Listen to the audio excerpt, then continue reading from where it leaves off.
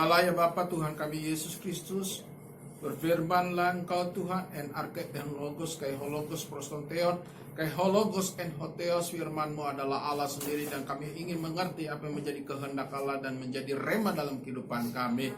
Dalam nama Allah Bapa Yesus Kristus Roh Kudus kami mulaikan firman-Mu. Amin. Shalom. Shalom. Silakan duduk. Puji Tuhan, hari ini firman Tuhan yang menguatkan kita dan memampukan kita dan menyegarkan kita di tengah COVID-19. Kisah Para Rasul 3. Kisah Para Rasul 3 ayatnya yang ke-11 sampai 26.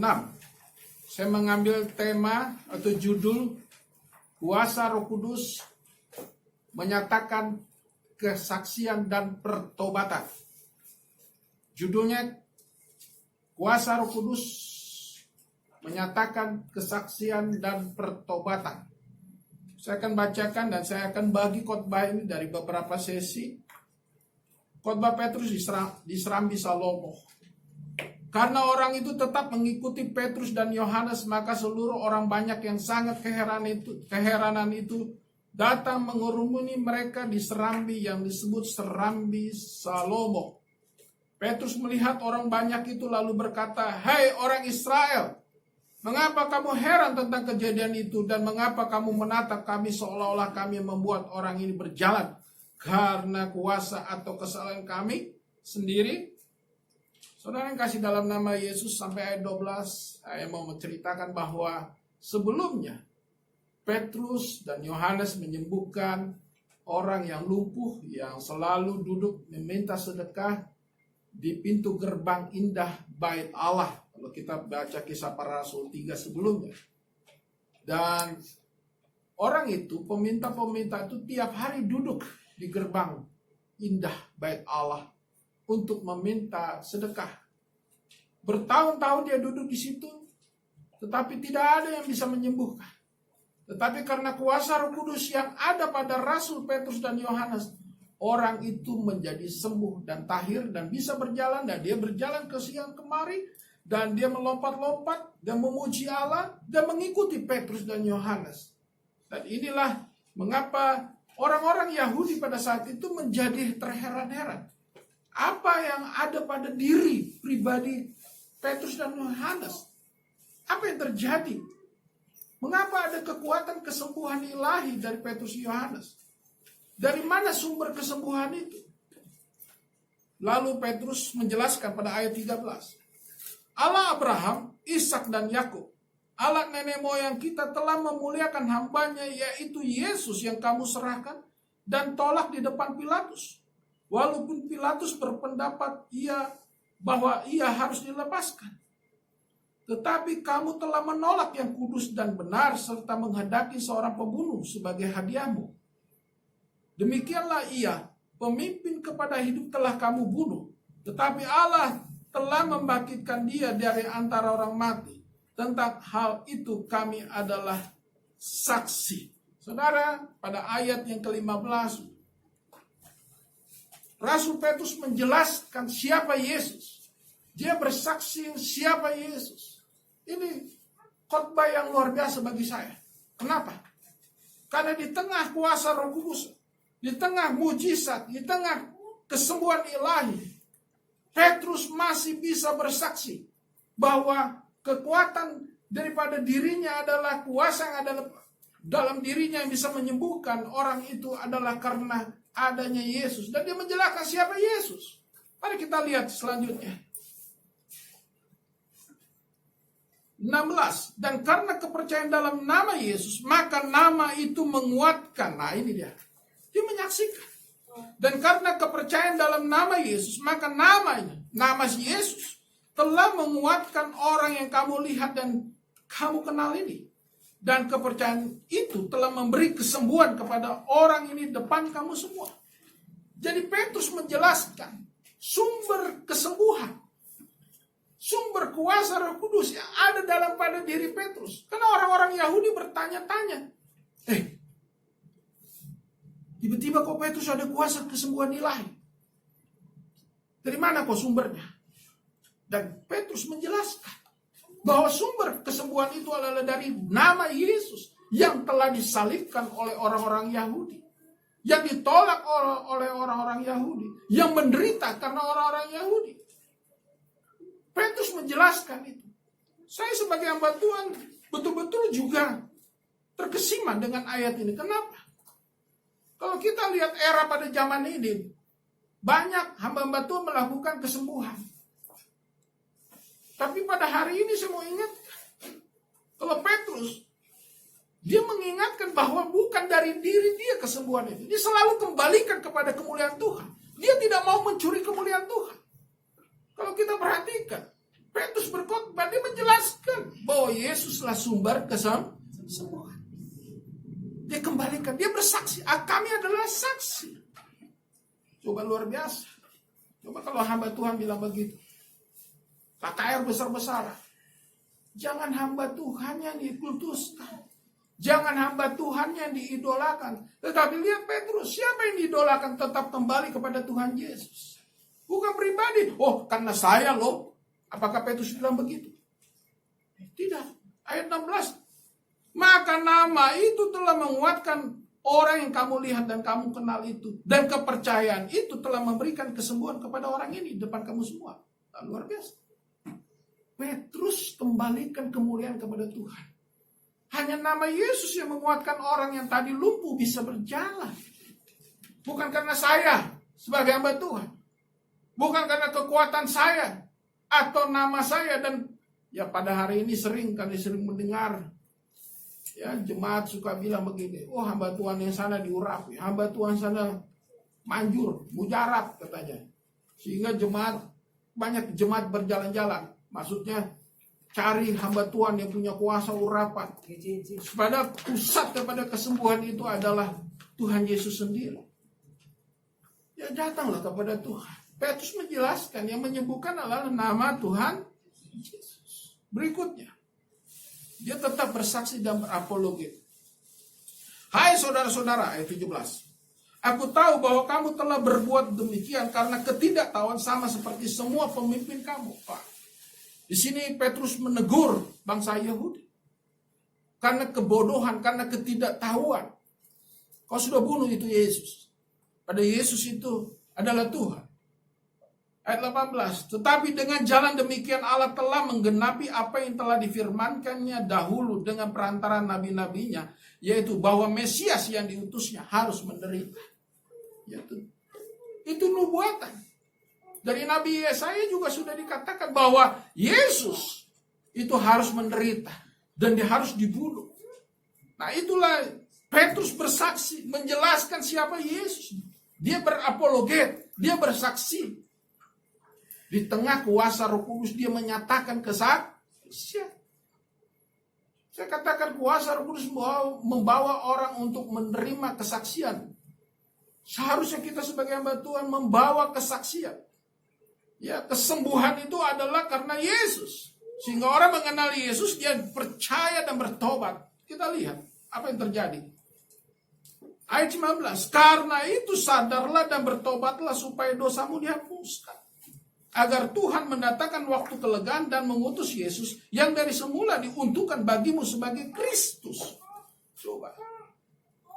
Kuasa Roh Kudus, kuasa kesembuhan ilahi membawa pertobatan. Ya, saya mau menegur juga banyak hamba Tuhan. Ya, sering saya perhatikan KKR besar-besaran. Orang tumpang tangan, hamba Tuhan belak. Tapi berapa yang terima Yesus? Ya, yang sungguh-sungguh bertobat. Kesembuhan itu oke. Saya bilang bagus. Tetapi jangan sampai orang itu hanya mencari kesembuhan. Sering saya mengatakan kepada teman-teman, jangan kita terpesona, terkagum-kagum. Ya, karena kita diberikan kuasa kesembuhan ilahi, mengusir setan, pelepasan segala macam. Tapi kita berapa orang yang mereka bertobat? Saya pernah melayani, saya bersaksi sedikit, saya pernah melayani suatu gereja. Gereja besar di Indonesia. Sebagai konselor saya. Banyak orang datang untuk didoakan.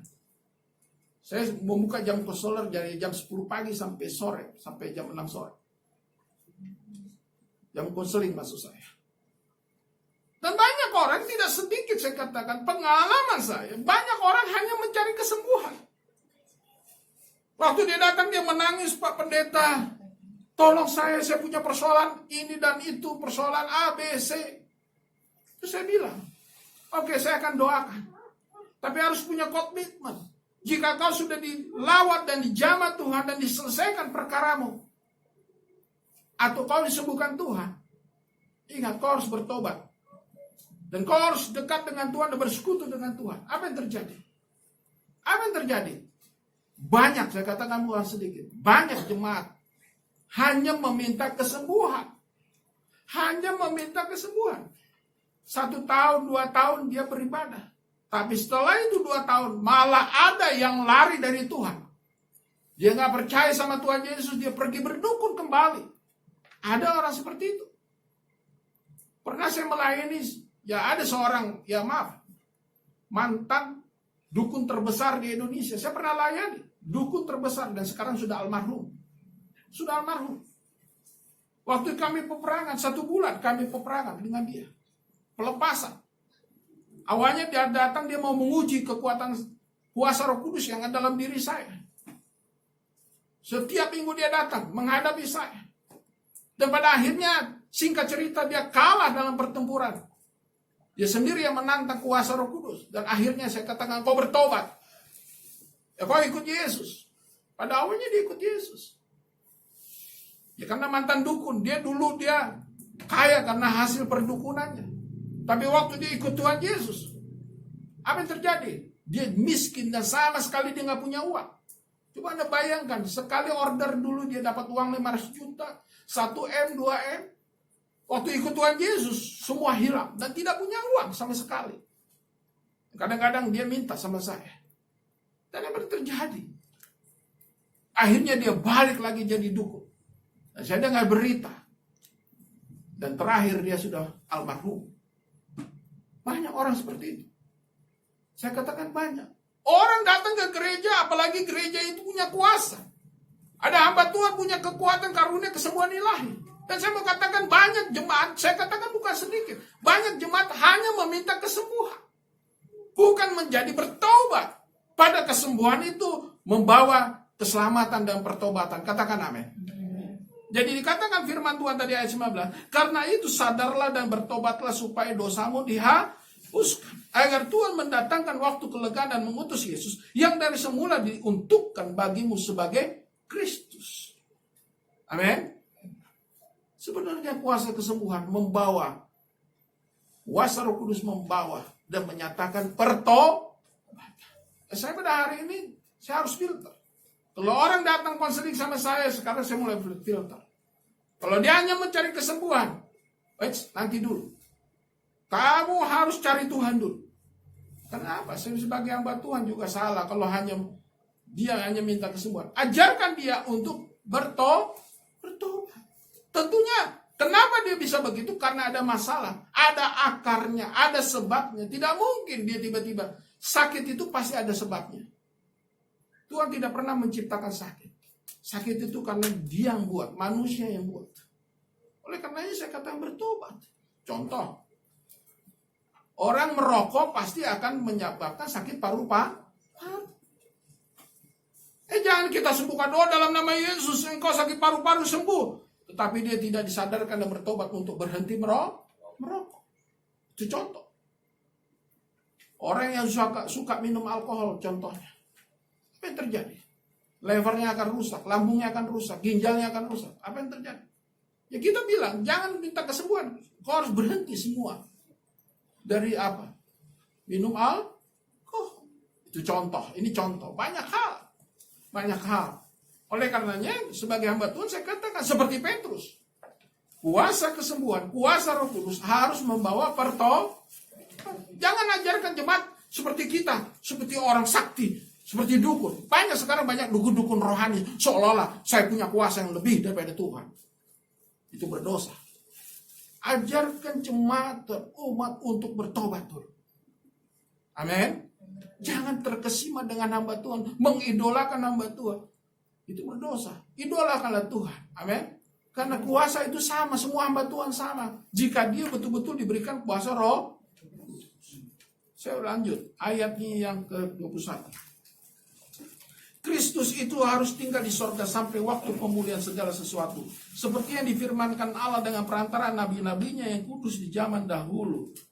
Bukankah telah dikatakan Musa, Tuhan Allah akan membangkitkan bagimu seorang nabi di antara saudara-saudaramu sama seperti aku. Dengarkanlah dia dalam segala sesuatu yang akan dikatakannya padamu. Saudara yang kasih dalam nama Yesus, ayat 21 yang luar biasa. Kristus harus tinggal di sorga sampai waktu pemulihan segala sesuatu. Kristus harus tinggal di sorga sampai waktu pemulihan segala sesuatu. Artinya apa? Kristus menunggu kita di sorga, menunggu sampai seluruh pemulihan, sampai ada pemulihan recovery dari pertobatan kita. Manusia yang lahir baru, manusia yang bertobat harus direcovery. Makanya saya bilang jangan terus terkesima, terkagum-kagum melihat kesaksian. Oh, saya sudah bertobat. Apalagi mantan penjahat besar yang baru-baru ini baru keluar 6 bulan penjara, tiba-tiba bikin lagi kelakuannya. Saya katakan jangan terkesima. Bagi saya sebagai hamba Tuhan nggak pernah terkesima tuh lihat orang bersaksi, oh saya sudah bertobat, saya sudah lahir baru. Sebentar dulu.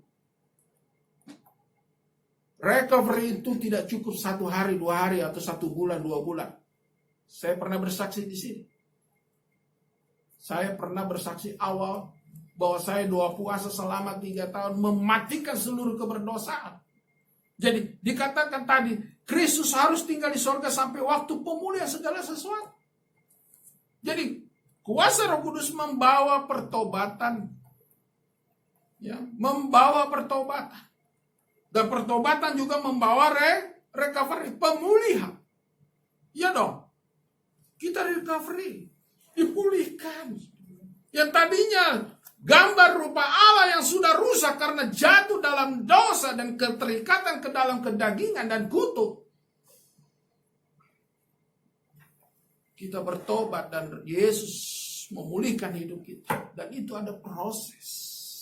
Sehingga kemuliaan Allah semakin besar. Ya, harus. Itu makanya Kristus harus tinggal di sorga. Supaya apa? Manusia harus punya waktu untuk dipulihkan. Amin. Jadi gak ada yang bisa disombongkan dalam diri kita. Gak ada yang bisa disombongkan. Bertobat kita kalau sombong.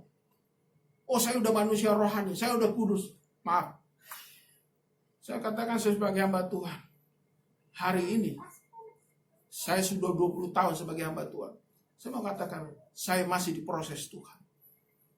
Masih diproses Tuhan. Walaupun awal saya 3 tahun doa puasa. Pertobatan saya mematikan kedaging, tetap sampai hari ini Tuhan bentuk saya.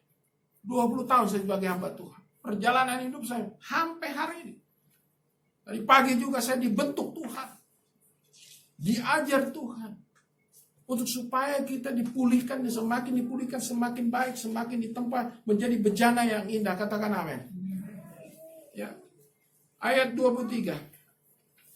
Dan akan terjadi bahwa semua orang tidak mendengarkan Nabi itu dan akan dibasmi dari umat kita. Saudara yang kasih nama Yesus, ingat, siapa yang mau tidak dengar firman Tuhan dan tidak turut kepada firman akan dibasmi. Mengerikan. Ayat 24. Dan semua nabi yang pernah berbicara mulai dari Samuel dan sesudah dia telah berbuat tentang zaman ini. Sudah dinubuatkan Yesus itu. Jadi zaman dulu, jadi jelas. Kekristenan itu jelas, ada sistematiknya, ada sejarahnya, ada nubuatannya, ada penggenapannya. Mengapa saya mau jadi hamba Tuhan? Kenapa saya mau jadi orang Kristen? Karena Alkitab kita itu jelas. Ada sistematikanya. Tidak lari, tidak sini. Dia sistematik, berurutan. Yesus sebelum datang. Kejadian 3:15 waktu Adam dan Hawa jatuh dalam dosa. Sudah dinubuatkan kejadian 3:15. Proton Evangelium. Bahwa ada Yesus yang nanti akan menyelamatkan manusia yang berdosa itu. Coba.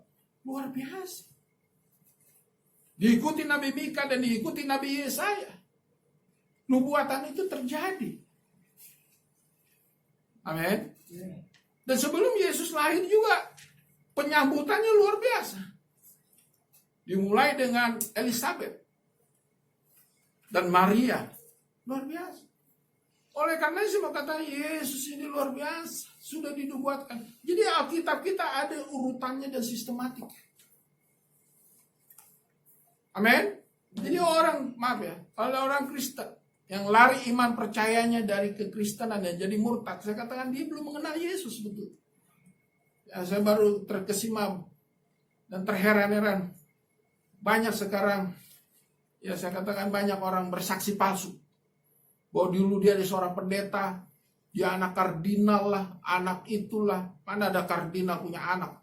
Ya, ada pendeta bilang saya dapat pewahyuan katanya. Waduh, bohong itu sih. Saya sudah pelajari kitab-kitab yang lain. Hanya Alkitab kita yang luar biasa. Katakan amin. Ada nubuatan, ada penggenapan, ada jelas, ada sejarah, ada bukti. Amin. Amin. Jadi mari anak-anak Tuhan percaya sama kekristenan yang jelas. Amin. Ada bukti. Dan tentang eskatologi akhir zaman juga jelas. Akhir zaman juga jelas. Bicara sorga juga jelas. Bukan abu-abu. Bukan mudah-mudahan tapi jelas. Posisinya di mana? Letaknya di mana? Mahkotanya apa yang kamu dapat?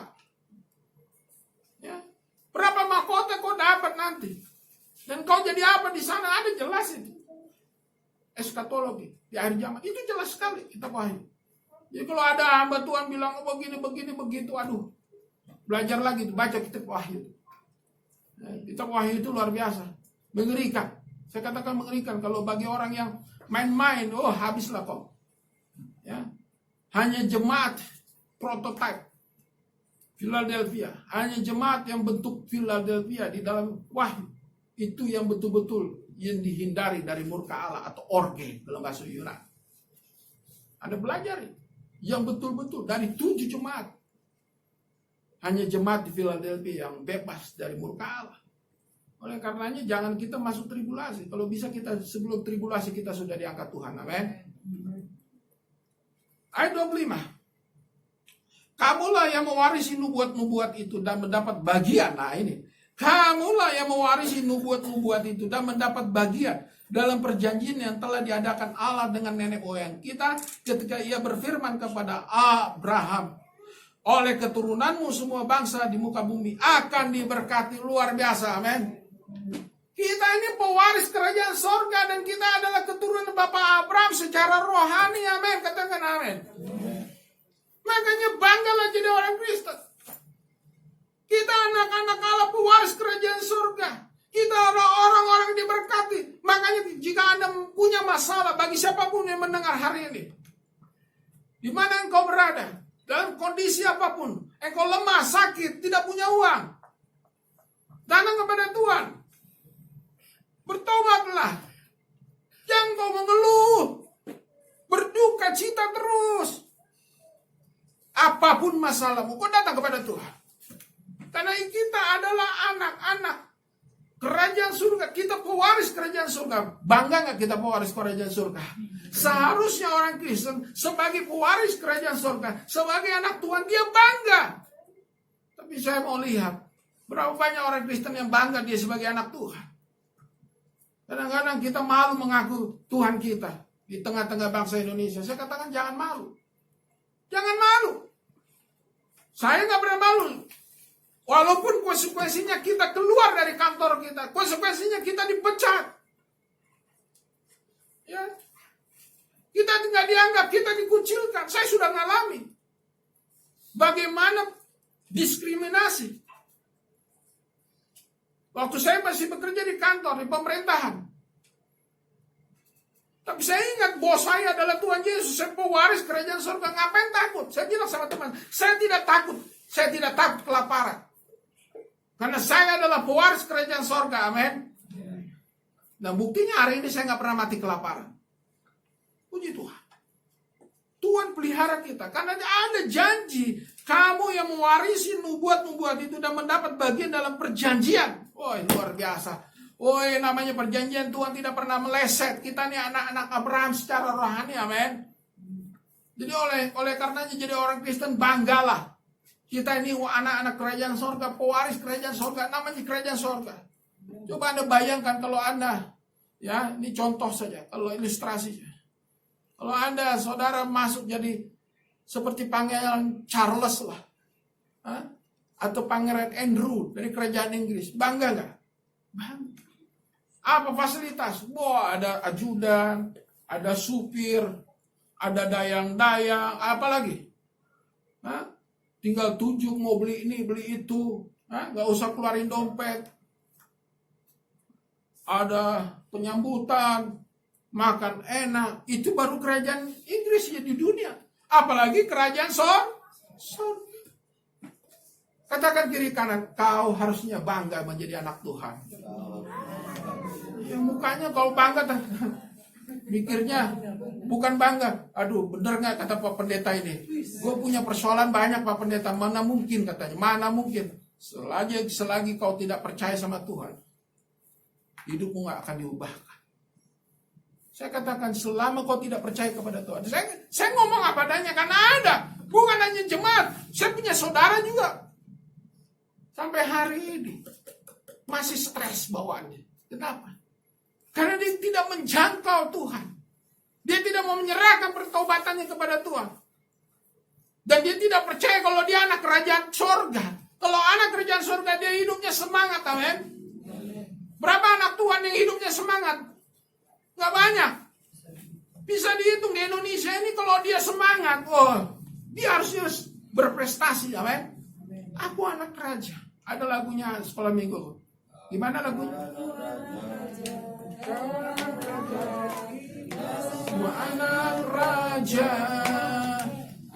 gua anak raja, kamu anak raja, kita semua anak raja. Haleluya, puji Tuhan, haleluya, puji Tuhan, haleluya, puji Tuhan, haleluya, puji Tuhan.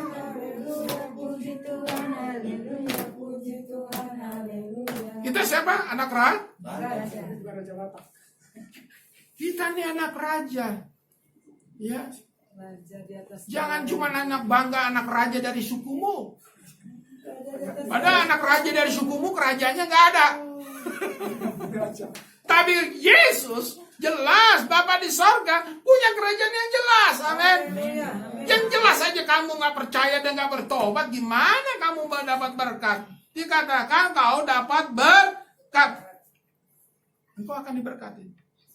Ayat 26, dan bagi kamulah pertama-tama Allah membagikan hambanya dan mengutus anaknya. Mengutusnya kepada kamu supaya ia memberkati kamu dengan memimpin kamu masing-masing kembali dari segala kejahatanmu. Oh, haleluya. Ada janji berkat jika engkau kembali dari kejahatan, jika engkau bertobat. Amin. Jadi saya mau simpulkan. Kuasa Roh Kudus, karunia Roh Kudus, karunia kesembuhan ilahi, itu untuk menyatakan kesaksian dan pertobatan. Bukan untuk gagah-gagahan. Ya. Saya sebagai hamba Tuhan, kalau KKR atau apapun pelayanan, saya mau jujur, saya mau katakan. Saya harus filter. Jangan karena saya. Ya, bukan saya, tapi Yesus. Yang kedua, kesimpulannya, jika ada jemaat yang mau ingin dilayani, sadarkan dia bertobat dulu. Jangan hanya mencari kesembuhan, jangan mencari berkat, tapi carilah Tuhan. Amin. Dan dia bertobat dari kesalahannya. Udah pasti dia salah. Karena Tuhan tidak memberikan pencobaan. Karena Tuhan tidak memberikan persoalan hidupmu. Yang bikin persoalan hidupmu engkau sendiri, betul? Jika kau miskin, siapa yang bikin? Kau sendiri, bukan Tuhan. Jika kau sakit, siapa yang bikin? Kau, bukan Tuhan. Dan yang terakhir, Tuhan mau menyatakan ada berkat-berkat khusus. Apa itu? Yang pertama, berkat khusus. Kita adalah pewaris kerajaan sorga. Wih, luar biasa. Ada janji kita adalah pewaris kerajaan sorga. Catat itu. Kalau tadi saya katakan kerajaan Inggris saja sudah bangga, apalagi kerajaan sorga lebih dari itu. Jadi kalau kita nggak bangga lagi jadi orang Kristen, aduh, saya mau katakan masuk neraka kok. Yang kedua, Selain kau pewaris kerajaan surga, ada berkat-berkat khusus. Wah, ini dia. Ada berkat-berkat. Ada berkat-berkat khusus yang kau terima. Pengemis itu ada berkat. Dia bukan menjadi pengemis lagi, tetapi menjadi orang yang bersuka cita. Dia menjadi dapat berkat kesembuhan. Bagi siapapun yang mendengar, datanglah kepada Tuhan. Engkau bertobat, mendapat berkat khusus. Yang ketiga adalah engkau mendapat perlindungan, penyertaan, proteksi. Karena Tuhan memulihkan. Dia menunggu kita. Amin. Dia Kristus tinggal di surga. Dia memulihkan kita. Ada penyertaan, ada pemeliharaan. Tadi saya katakan, kau pewaris kerajaan surga. Kau dapat berkat khusus. Yang ketiga, kau dapat penyertaan. Ada pemulihan. Artinya kemuliaan Allah semakin besar. Amin. Saudara diberkati. Amin. Jadi jangan cari hamba Tuhan. Wah, yang punya manjur, punya kuasa, yang sakti, yang mujarab. Jangan. Bahwa semua itu sama, sumbernya adalah Tuhan. Persoalannya dirimu sendiri. Apakah kau mau bertobat kembali kepada Tuhan? Soal sembuh itu gampang urusan Tuhan. Soal miskin urusan gampang sama Tuhan. Tapi persoalannya kau hidup diubahkan dulu. Diubahkan. Ya kalau udah miskin kau salah dulu. Kau malas mungkin. Kau ngutang terlalu banyak. Besar pokok daripada tiang misalnya. Ya, kau boros. Kau salah perhitungan. Manajemen rumah tanggamu salah. Sehingga menyebabkan hutang dan kau dikejar-kejar debt collector. Bukan Tuhan yang membuat itu. Tuhan Yesus memberkati engkau. Amin. Mari kita berdoa. Tuhan Yesus, engkau Allah yang besar. Firman Tuhan pada hari ini menegur kami dengan judul kuasa Roh Kudus menyatakan kesaksian dan pertobatan. Kiranya siapapun yang mendengar firman Tuhan pada pagi hari ini menjadi orang-orang yang bertobat dan sadar sehingga kami menjadi waris kerajaan surga. Kami diberkati Tuhan dan kami dipulihkan Tuhan, mendapat perlindungan, penyertaan hingga kami di recovery sampai semakin besar. Nyatakan kami, biarlah kami juga bersaksi atas pemulihan kehidupan kami, berkat yang kami terima dan kesembuhan atau pemulihan kehidupan kami. Terima kasih, dalam nama Yesus kami telah berdoa dan mengucap syukur. Amin.